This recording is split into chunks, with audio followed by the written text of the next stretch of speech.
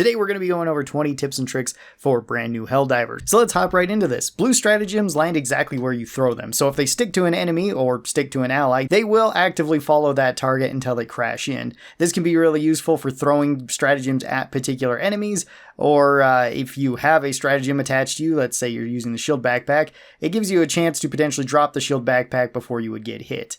Tip number 2, red stratagems actually go where they land. So once you throw them and they hit, even if they hit a target, like let's say a charger, that stratagem will still go where that charger was, not where it currently is. So if it does charge you, you shouldn't have to worry about it actually hitting you, unless it was a big AoE and it landed very, very close. Tip number 3, you can reload cancel the recoilless rifle. This one's actually pretty easy to reload. Whenever you go to reload it, just pay attention to when the ammo actually goes into the gun, and then you can either swap to your stratagems, do a short dive, crouch and then stand up, or just swap to your primary or secondary weapon, and this will cancel the reload to the recoilless rifle, allowing you to move around a little bit quicker and giving you a slightly faster reload speed than you otherwise would have. Tip number 4, the railgun has an overcharge mode, so be sure to set this one to the unsafe mode, and then you can actually charge this up. It does the most amount of damage if you charge it all the way to 90%. There is a small sound effect whenever it does hit 90% that you can kind of tell, although that's not entirely necessary with a lot of enemies. Most of the bot enemies, you only need to charge it up to about 60 to 70% and you should be able to one-shot them with just body shots. Tip number 5, the health booster actually gives you more than just health. So this does make you tankier than you otherwise would be, no matter what type of armor you're wearing, and that makes it one of the best boosters in the game.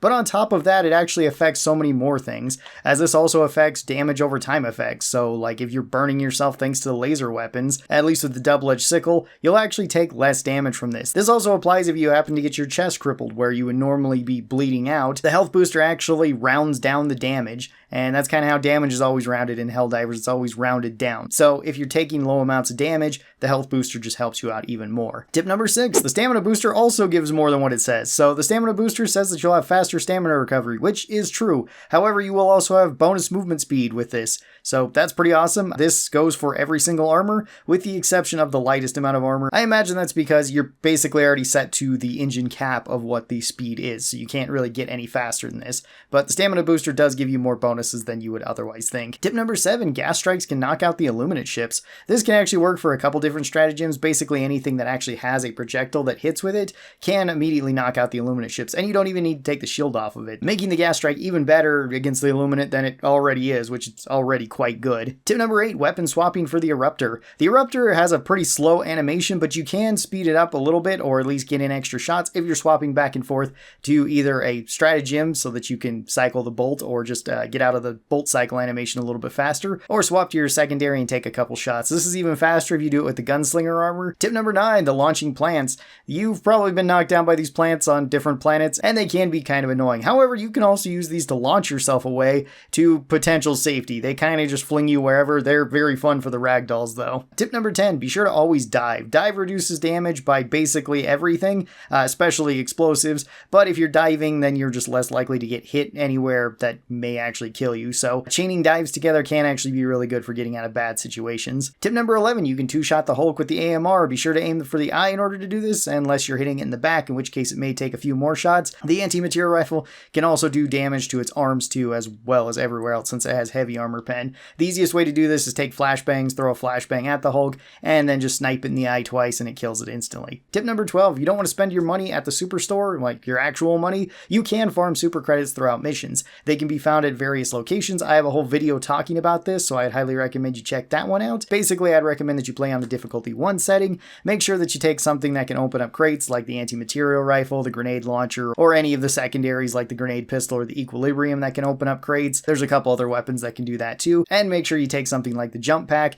then just go around to the points of interest as fast as possible. Pretty much just do one big sweep across the map, leave to your main ship, and then come back. And by doing this, you can usually farm about 10 to 20 super credits every single mission, and it can be done in about the course of 5 minutes. So over the course of an hour, you can actually get quite a lot from this. Last time I did it with the video, I did get lucky for quite a few of them, and I ended up getting like 400 super credits within an hour. However, at least one of those was a 100 super credit bonus, so it would probably be closer to like 300 ideally. You can actually grind through the super credits fairly fast if you just keep doing this. Tip number 13, the Siege Ready armor actually affects all weapons. This was originally a bug for the armor where it was only supposed to affect primary primary weapons, but the devs and the players thought it was so cool that they just kept it in the game, so you can use this for every weapon now, including support weapons too, which is very nice for weapons like the heavy machine gun. Tip number 14, if you bring EATs, you're going to be everybody's best friend. The EATs have an extremely short cooldown of only about 70 seconds, and that's at their highest amount of cooldown. They can actually go lower than that, around a minute or a little bit less than that,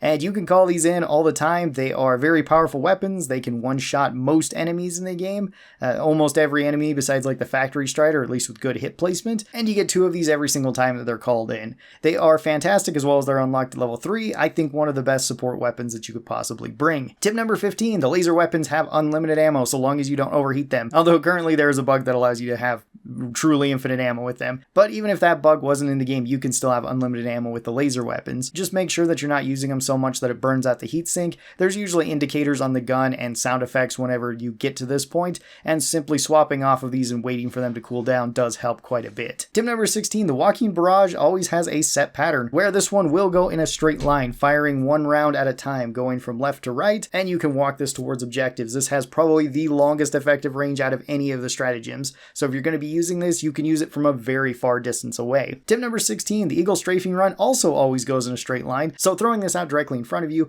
makes it very easy to not actually pick up some friendly fire. This one has also been buffed, so now it has a heavy armor pen, meaning that it can hurt everything, and it can actually even close up bug tunnels.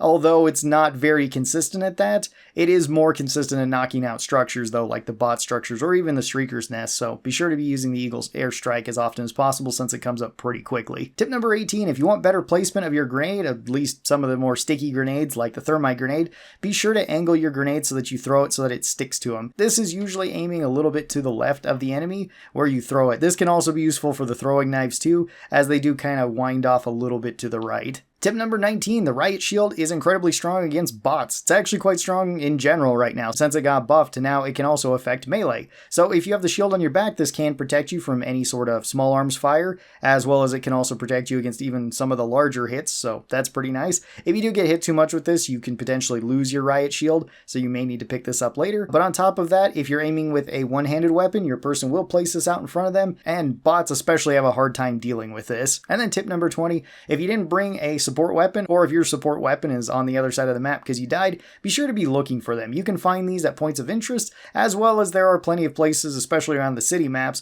where you can find various weapons laying around. It's always best for you to have a primary, secondary, and support weapon of some sort, rather than not having that, because it just gives you more options to fight enemies. So be on the lookout for these weapons. And that was 20 quick tips and tricks for Helldivers 2. Hopefully this kind of helped you guys out. I will be doing more of these in the future. Thank you guys so very much for watching this.